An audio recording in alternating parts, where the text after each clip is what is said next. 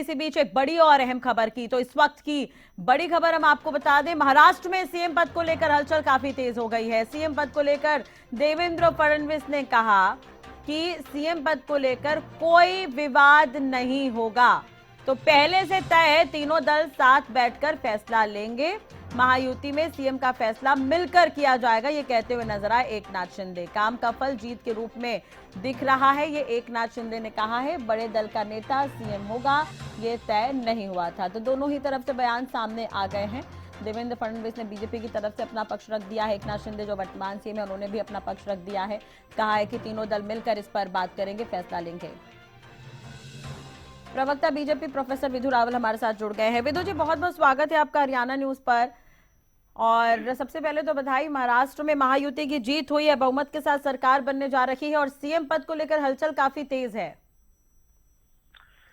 जी राजश्री जी नमस्कार, धन्यवाद आपका बधाई के लिए। हरियाणा न्यूज के सभी दर्शकों को नमस्कार जी। ये एक बहुत प्रचंड जीत है भारतीय जनता पार्टी के नारों की, भारतीय जनता पार्टी की योजनाओं की और भारतीय जनता पार्टी निहित गठबंधन की जीत है।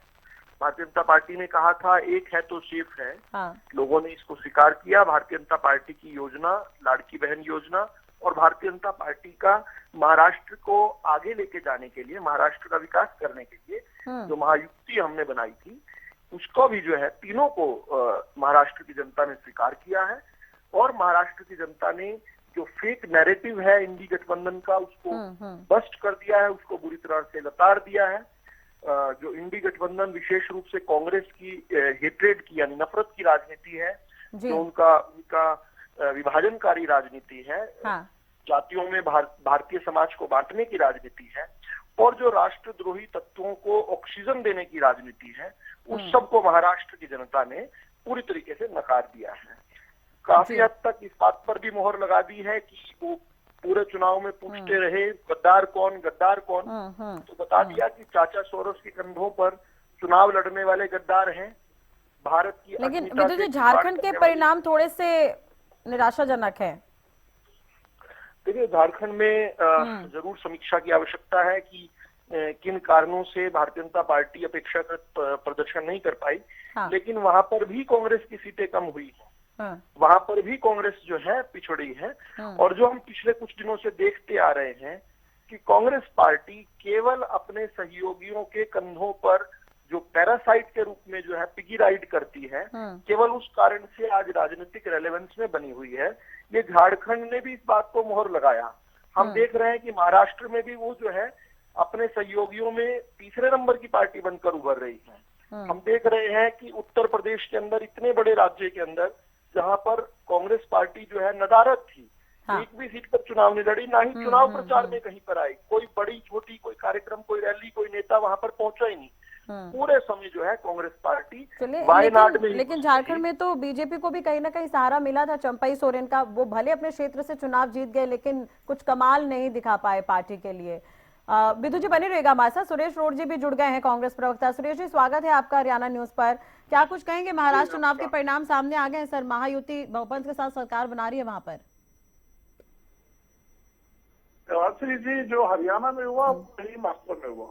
राजनीतिक महत्व के प्रदेशों में जो भारतीय जनता पार्टी कर रही है, हिंदुस्तान की झारखंड में क्यों नहीं हुआ? फिर झारखंड में तो परिणाम अच्छे हैं। वो राजनीतिक, नरेंद्र मोदी के लिए राजनीतिक महत्व का प्रदेश नहीं है। जाति इसका उदाहरण है। दिल्ली से तीन तरफ से सटा हुआ है। चुनाव के दौरान क्यों नहीं घोषित किया? चुनाव हारने के बाद ही क्यों वो महत्वहीन हो गया? नहीं, जाति पे तो मत जाइए आप, क्योंकि और भी चुनाव हुए हैं इससे पहले। तो वहां पर तो जो झारखंड की आप बात कर रहे हैं, तो उस जाति को महत्ता दी गई है। हाँ, सीएम है दूसरे राज्यों में। चंडीगढ़ में भी चुनाव हुए थे। बैलेट पेपर के ऊपर भी लोकतंत्र की हत्या करते हुए श्रीराम कैमरे में पकड़े गए थे लोग। तो सब उपचुनाव भी तो हुए, वहां पर भी तो कांग्रेस बहुत कमाल नहीं दिखा पाई। यूपी का उदाहरण ले लीजिए आप, छत्तीसगढ़ में भी उपचुनाव हुए हैं, मध्य प्रदेश में भी उपचुनाव हुए हैं, उसके भी परिणाम सामने आए आज। वहां पर तो बहुत कमाल नहीं दिखा पाई कांग्रेस। देखिए, कांग्रेस पार्टी समय जनता के साथ खड़ी हुई है और जनता ठगे महसूस कर रही है। जनता वोट कांग्रेस को देती है और EVM result Bharatiya Janata party की फेवर में देती है। आज विषय यह है जनता ने, आप देखिएगा कितने लोगों ने एग्जिट पोल देखा महाराष्ट्र का, लोगों ने टीवी बंद कर दिया था कि रिजल्ट तो वही आना है। एक दिन पहले इतनी मायूसी है। ये जो लोकतंत्र को और संविधान को अपनी जिम्मेदारी है वो निभाएगी और दायित्व से लेके और संसद तक निभाएगी। चलिए, अभी तो सुरेश जी देखिए, चर्चा का विषय इसलिए ये है कि हरियाणा में भी अभी चुनाव हुए, हरियाणा में भी चुनाव हुए, बड़े बड़े दावे थे, यहाँ पर भी आप लोग हार का सामना आप लोगों को करना पड़ा। उसके बाद अभी महाराष्ट्र और झारखंड, हाँ, अब तो बिहार भी है सर श्रेणी में, बिहार में भी चुनाव होंगे आगामी। मेरी बात सुनिएगा आप, हरियाणा में हमारे प्रभारी जी ने बता दिया, उदयभान जी ने बताया तो है 2 दिन पहले कि उनके फोन के ऊपर पूरा रिजल्ट आ गया, 1 दिन पहले गिनती शुरू होने से पहले। आज डिबेट इस विषय में होनी चाहिए कि भारतीय जनता पार्टी के समय में लोकतंत्र होता है, गिनती 8 बजे शुरू होएगी और 7 बजे हमारे प्रभारी महोदय के फोन के ऊपर मैसेज आ रहा है, ये रहेगा। तो बताइए लोकतंत्र कहाँ है? चलिए, लेकिन लोकतंत्र को पता नहीं ना। इलेक्शन कमीशन का भी बयान सामने आया था सुरेश जी, आपको याद होगा तो।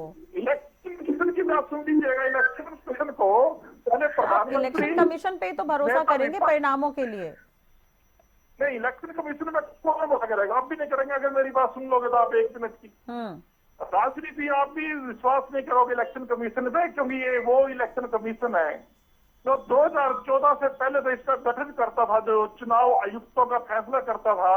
वह हिंदुस्तान का प्रधानमंत्री, विपक्ष का नेता और माननीय सुप्रीम कोर्ट के मुख्य न्यायाधीश होते थे। मोदी जी ने 14 में प्रधानमंत्री बनते सुप्रीम कोर्ट के मुख्य न्यायाधीश को दूध में से मक्खी की तरह निकाल फेंक दिया। अगर इन्होंने लोकतंत्र नहीं करनी थी, ईवीएम में गड़बड़ नहीं करनी थी, तो सुप्रीम कोर्ट के न्यायाधीशों को, मुख्य न्यायाधीश को चुनाव आयुक्तों की नियुक्ति होती। लेकिन सुरेश जी, मेरा सवाल सीधा सीधा ये है कि आप लोग इस पर विचार क्यों नहीं करते कि कांग्रेस का एक राज हुआ करता था पहले, वो धीरे धीरे खत्म कैसे हो रहा है? आप महाराष्ट्र को एग्जाम्पल लीजिए, कहाँ गए ठाकरे, कहाँ गए शरद पवार, कहाँ गए अजित पवार? इस पर विचार क्यों नहीं किया जाता? हरियाणा पर भी विचार करने की आवश्यकता है। आप लोग पहले सत्ता में रहे, इस बार सत्ता क्यों गई? अभी भी हरियाणा से संबंध रखते हैं, आपको भी पता है। ठीक है विदु जी, जनता की कोई गलती नहीं है, जनता पार्टी को वोट दे रही है। जनता को तो आप गलत कह नहीं, वो तो जनता का जनादेश है जो दिया गया है। वो इतना आंसू पोंछ लीजिए, मैं अपनी बात रख लूं। नहीं, जनता मायूस है हार को। जनादेश आप एक्सेप्ट करिए, जनता कर रही है, जनता हर्षोल्लास मना रही है। जनता कांग्रेस का सुपड़ा साफ कर रही है। मत बोलिए, राष्ट्र विरोधी तो आजादी। राष्ट्रीय जी एक बार आप बताइए, उसके साथ नरेंद्र मोदी जी खड़े या राहुल गांधी खड़ा है? राष्ट्र विरोधी के डिबेट को ऑर्डर में ले आइए। कितने राष्ट्र विरोधी हैं? सब नरेंद्र मोदी का यार दोस्त। सुनिए राष्ट्रीय जी बहुत रोलिए, इनको इतना रोना नहीं। सुरेश जी, आप उस पर भी फोकस करिए ना, एक है तो सेफ है, आप इस पर फोकस करिए। क्यों कह रही है बीजेपी एक है तो सेफ है? मैं क्या अपनी बात रख लूं? विदु जी बोलिए। काम करते हैं ना ये, ठीक है विदु जी, सुन लीजिए विदु जी क्या कह रहे हैं, अलग अलग कैटेगरी में सुन लीजिए क्या कह रहे हैं। सुरेश जी सुन लीजिए विदु जी क्या कह रहे हैं। देखिए, कांग्रेस का चिर परिचित वही रोंदू अंदाज कि भाई जीते तो हम जीते और हारा तो लोकतंत्र हार गया। आज ये हास्यास्पद हो चुका है। जनता इन पर हंस रही है और ये बेशर्मी से मौका दे रहे हैं जनता को हंसने का। अभी चंडीगढ़ की बात कर रहे थे, बीच में मत बोलिए रोड साहब, बीच में मत बोलिए।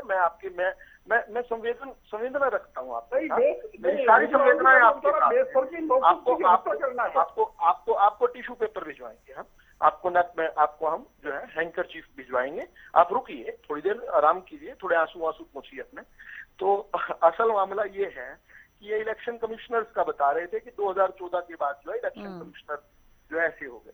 2014 से पहले के इलेक्शन कमिश्नर्स का थोड़ा जिक्र कर लेते हैं। वैसे तो ये विषय नहीं है, इनको सफाई देने का कोई तर्क नहीं, तो बेशरम हुए हैं। फिर भी आपके दर्शकों के लिए बता दूं कि इस देश के अंदर डॉक्टर MS गिल कांग्रेस के जमाने में जो इलेक्शन कमिश्नर बनाए गए थे, 1 महीने बाद बीच में मत बोलिए। ठीक है, फिर से चर्चा वहीं पर आती है। एक है तो सेफ है, इस पर अब देखने वाली बात होगी क्या कुछ रिएक्शन मिलते हैं। बहुत बहुत शुक्रिया विदु जी जुड़ने के लिए। सुरेश जी आपका भी बहुत बहुत शुक्रिया।